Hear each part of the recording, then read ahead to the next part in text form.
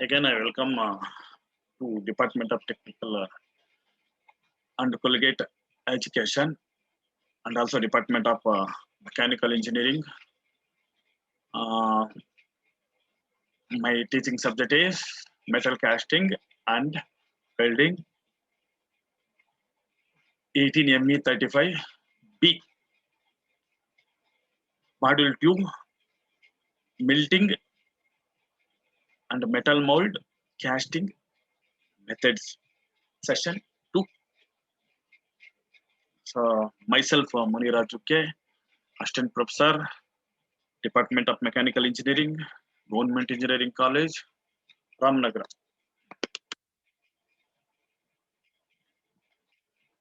Course objectives to understand the principles involved in metallic molding process. Melting, I will take up later. So here we're going to study about metallic molding process. Contains continuous casting, centrifugal casting, true centrifugal casting, semi-centrifugal casting, centrifuge casting.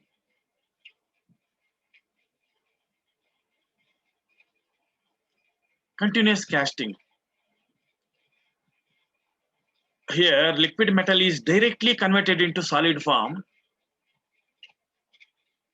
in one stretch produced. You're going to produce billets, bars, structural sections, and etc. It is a continuous casting process in which operation of pouring, solidification, and withdrawal of casting from an open mold are carried out continuously. So we can see the diagram. So molten metal is there from the ladle, and one substitute component is there between mold cavity and molten metal, that is called this. So water in out for cooling the casting, cooling the molten metal in the cavity. Okay. So argon gas process is also there to push the molten metal into the cavity. So second level cooling, water cooling is there, that is spray water, pinch rolls to withdraw the casting uh, after solidification. This is the casting. Okay. So dummy bar is there. This is also helps to withdraw the casting. So cutting torch is there to cut the dummy bar. Extra excess material. Okay. So this is called continuous. At a time you can pour, you can solidify the product, and you can withdraw continuously. The molten metal is continuously supplied from the ladle into the intermediate ladle called tandesh. Through the opening of tandesh, the molten metal is fed into the mold with minimum turbulence and keeping the level at the constant position. The mold is usually made up of copper or graphite, is open at the bottom, and is water cooled to extract the heat of the metal, causing its solidification. The shape of the mold corresponds to the shape of the desired casting. The process is started by placing the dummy bar at the bottom of the mold, upon which first liquid metal falls. The molten metal from the tandish enters the mold and takes the shape of the mold. The water cooled mold controls the cooling rate of the metal, so it solidifies before it leaves the mold. The metal, after coming out of the mold, is further cooled by direct water spray to complete the solidification. The solidified metal is continuously extracted along with dummy bar by pinch rolls, bent and fed horizontally, and finally cut to the desired length. Advantages of continuous casting: no wastage of metal, no riser, no runner, no ignite are required. casting yield is very high, almost 100%. Continuous production of castings can be carried out, which is not possible in other process. Since directional solidification is present, the casting will have superior properties. Grain size can be controlled very easily by controlling the cooling rates. Human skill is almost eliminated. Surface of the casting will be extremely good. The output of continuous castings can be easily converted into sheets, bar, billets, and etc. Complete automation is possible. These are all the advantages of continuous casting. This next disadvantages of continuous casting. Initial cost of equipment is very high. Close maintenance of plant is very much desirable. Cost of the product is on higher side. Next topic is centrifugal casting. Centrifugal casting is a process in which molten metal is poured and allowed to solidify in a revolving mold. So, a rotating mold. The centrifugal force due to revolving mold holds the molten metal against the mold wall until it solidifies. Here we're going to make this casting by using centrifugal force or rotating force. So, around the mold walls. So while rotating the molten metal, we're going to solidify here. The material used for preparing the molds may be cast iron, steel, sand, graphite.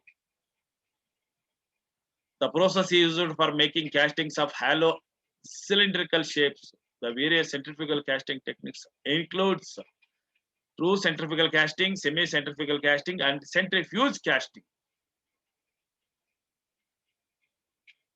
Here we're going to produce usually hollow cylindrical shapes. There are three types of true centrifugal casting, semi-centrifugal casting, and centrifuge casting. You'll take off true centrifugal casting. True centrifugal casting is used to produce the parts that are symmetrical about axis. This is important. We're going to use this process to produce parts are symmetrical about an axis, like that of pipes, tubes, brushings, liners, and rings. The outside shape of the casting can be round, octagonal, hexagonal, and etc. But the inside shape perfectly round due to radially symmetrical forces. This eliminates the need for cores for producing hollow castings. Usually, sand casting going to use cores to produce hollow castings. This is the diagram. This is the shaft for rotating the unit. This is metallic mold. Pouring basin to pour the molten metal and solidified metal. So this is the solidified metal. End cover plate. Shaft for rotating. It's a simple diagram.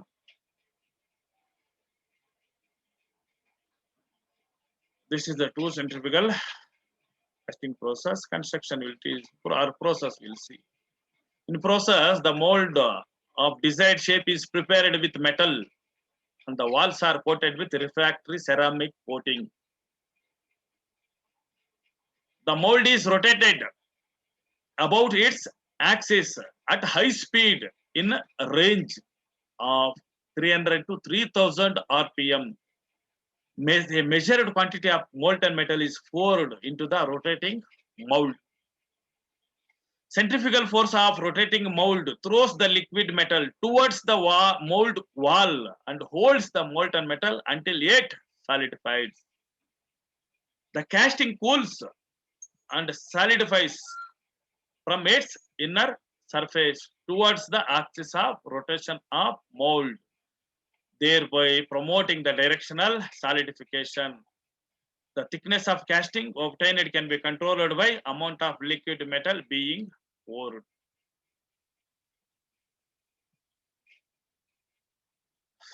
Next, we'll take up for semi-centrifugal casting. So this is the diagram for semi-centrifugal casting. So pouring basin is there here. Hub core is there. Core we will insert it here. Strainer core is there. One more core is there. Casting. This is the casting. Sand shaft for rotating. It is a process to produce the solid castings and hence requires a core to produce hollow cavities. A simple cylindrical pipe casting is produced in a true centrifugal casting method. Gear blanks, wheels, pulleys are produced. Centrifugal force is used to force the molten metal to get the shape in the casting. A speed of 300 to 500 RPM is employed. Cope and drag molds are made in sand and fixed on the casting machine. Core is also assembled.